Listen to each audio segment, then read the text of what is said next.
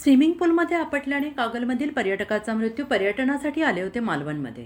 वायरी येथील एका छोट्या स्विमिंग पूलमध्ये उंचावरून उडी मारल्याने डोक्याला गंभीर दुखापत झाल्याने श्रेणिक मिलिंद टाकळे, वय वर्ष 25, कसबा सांगाव, तालुका कागल, जिल्हा कोल्हापूर येथील या तरुणाचा जागीच मृत्यू झाला आहे. आणि ही घटना रविवारी दुपारी घडलेली आहे. या प्रकरणी पोलिसांनी आकस्मिक मृत्यू म्हणून नोंद केली आहे.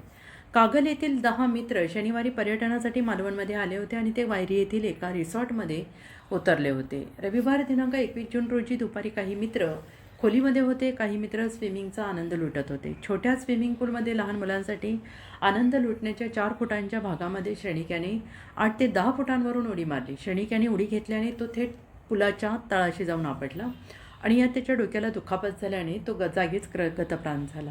त्याच्या मित्रानं तात्काळ त्याला उपचारासाठी ग्रामीण रुग्णालयात हलवलं, मात्र उपचारापूर्वी त्याचा मृत्यू झाला होता. श्रेणिक हा अविवाहित होता.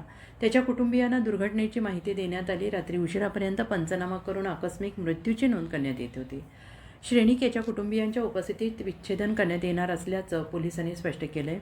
आणि माहिती मिळताच पोलिसांनी घटनास्थळी धाव घेत दुर्घटनेची माहिती घेतली आणि त्यानंतर मृतदेह विच्छेदन कक्षात ठेवून पंचनामा करण्यात आला आहे. अधिक तपास पोलीस उपनिरीक्षक गणेश माने यांच्या मार्गदर्शनाखाली पोलीस हवालदार जितेंद्र पेडणेकर हे करत आहेत.